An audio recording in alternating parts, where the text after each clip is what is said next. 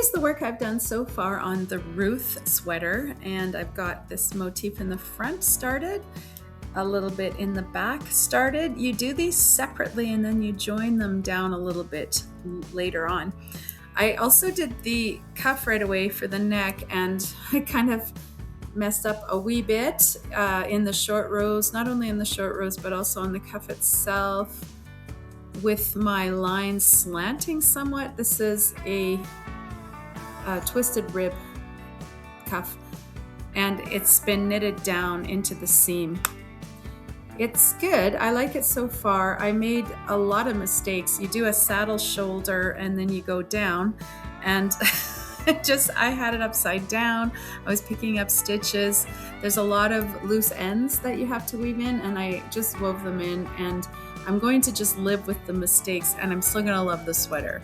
It's nice. I like it with this velvet yarn. You know, I've had this yarn taking up space, sitting in a pile, and now it's turning into a sweater. So this is my so far work, mistakes and all, and I'm quite pleased with it. I'm also writing down everywhere on my notes what mistakes I made, so that when I make it again, and I know I will someday, I'm going to make it without those same mistakes. I'm going to do a better job, but you know what? I like it. It's very, very woolly and soft. The motif looks nice, doesn't it?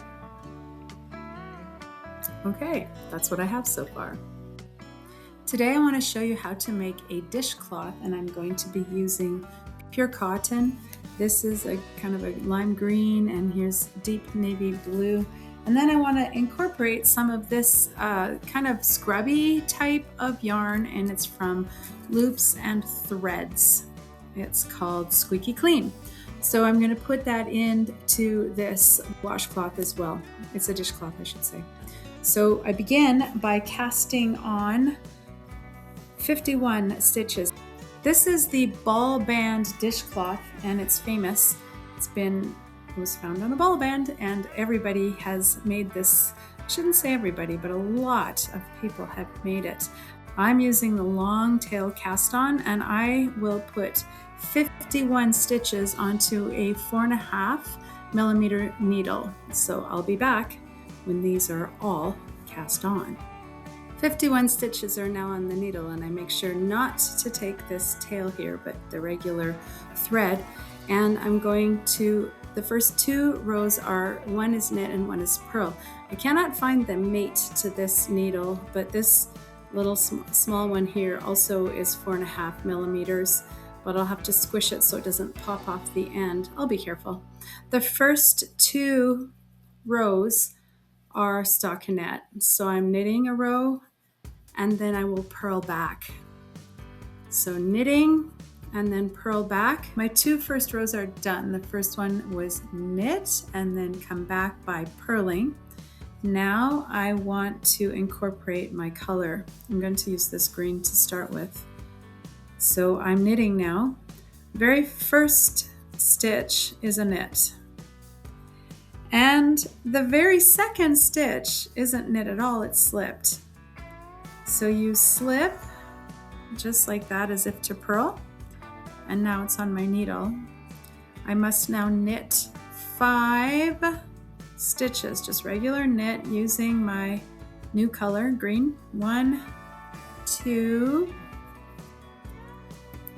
3, 4, 5.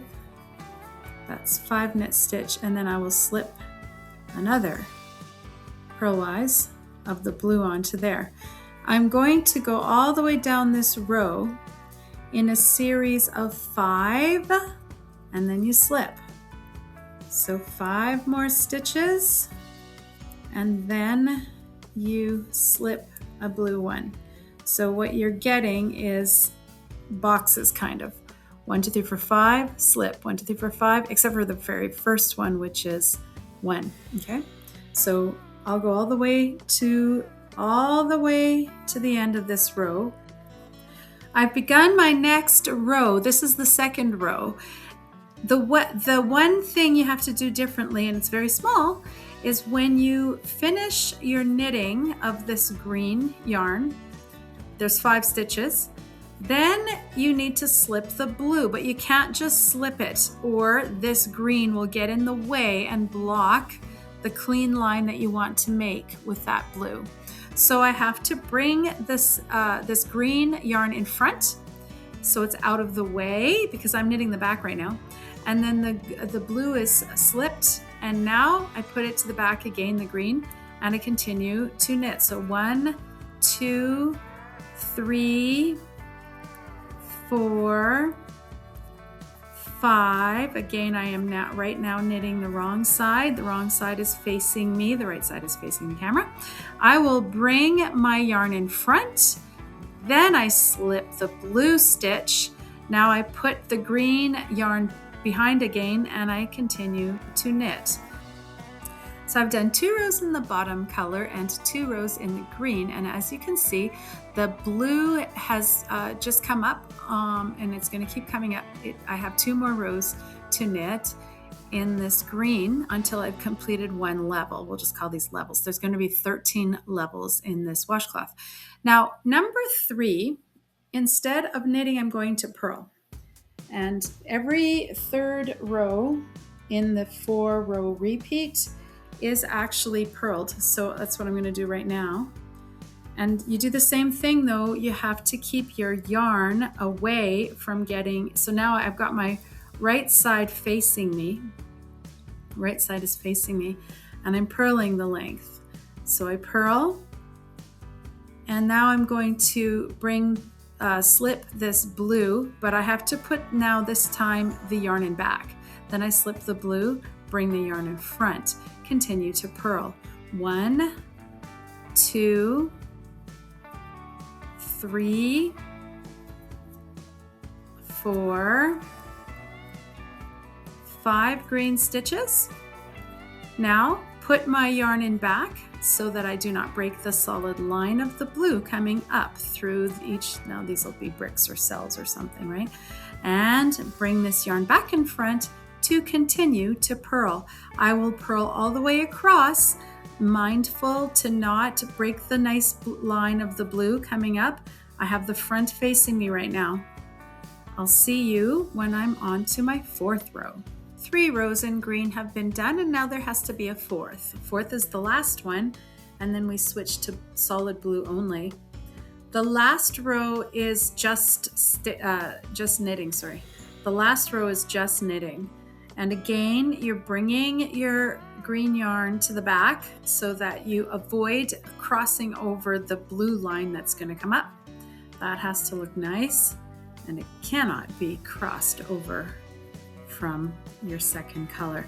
So I'm bringing my yarn in the back, switch purlwise, just slip the stitch purlwise, and I'll go all the way across, and then I'll show you what to do in between these rows like that.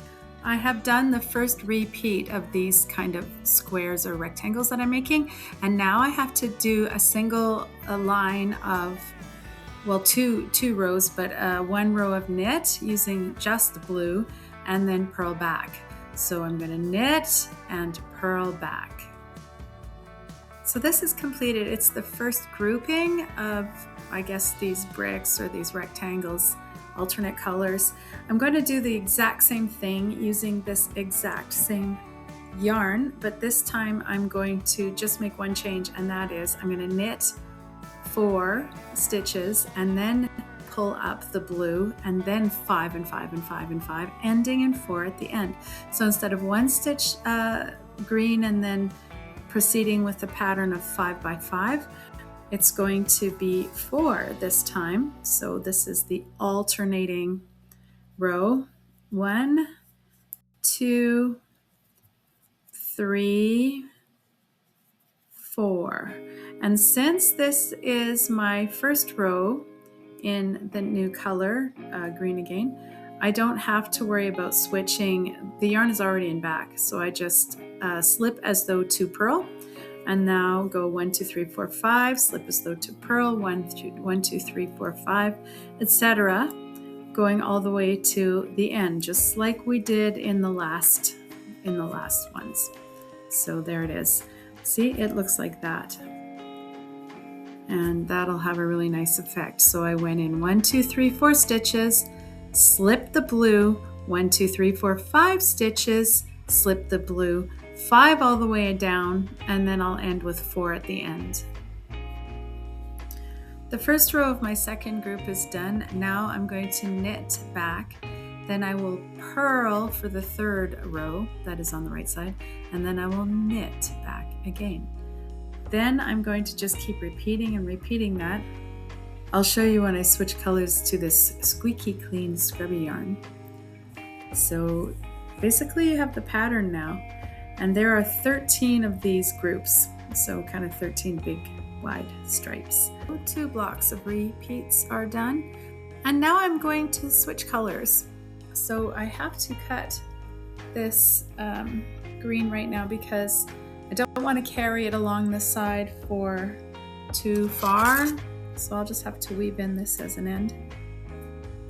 The blue won't get cut at all. Now I'm going to start using this red. It's weird, but I'm going to use it. I've never used this before. I've never tried this before. And so I'm going back to the original. Remember, they're alternating each time.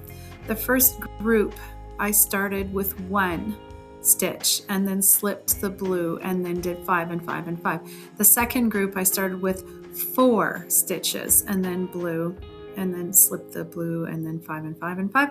Now I'm going back to the 1. So this is, I'll just pick up my needle. Here it is. So I'm putting on the red this time. I'm going to do, I think, 3 groups of red stripes. So I've just done 2 groups of green, and now I'm going to go through with the red and do 3 groups. Okay, so I've begun 1 stitch, it's hard to see, 1 stitch in red, slip the blue, 5 stitches in red, and now I'll slip another blue and 5 and 5 and 5 and 5 to the end. And then it's just 1 stitch at the end. I'll do my 4 rows, knit a row, purl a row, knit a row. Then 2 rows of blue, and then I'll show you where I'm at.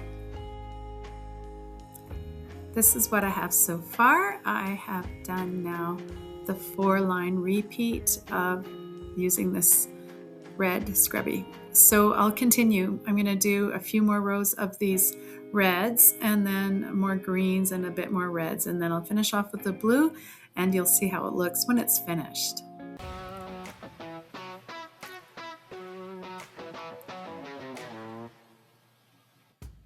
Almost done. Finished. Now just weave in all these ends. All done, and the ends are woven in. This is what it looks like on the back. And I really like this scrubby feature here that'll help for friction when washing the dishes. I have a few others that I've made as well. This one, it's a different kind of a scrubbing sort of yarn, and I don't know the name of it. I made it a little while ago. Here's another one, just like it, except I reversed the pattern, so the blue is the blocks and the pink is the outline. Here is just plain cotton. Just 2 colors only. I like the look of this, the gold and the white. Then here's one that's been used before, and this is a smaller one. I used to make them smaller, and now I like them bigger. This one's been used a lot. They last forever when you wash them. Here's another one that I've made a while ago, and I've been using a lot smaller again. And here's a larger one. This one is a little bit like the one I just made, where some of the yarn is the scrubby type and some is just the plain cotton. And so that's what these look like. I really love this cloth that I made. I'm looking forward to giving it to my son, and then he'll be able to wash his dishes. Now, let's see how far I've gotten into my sweater for this week. I had a little bit of time off, so I was able to get more knitting done. And this is how it looks so far.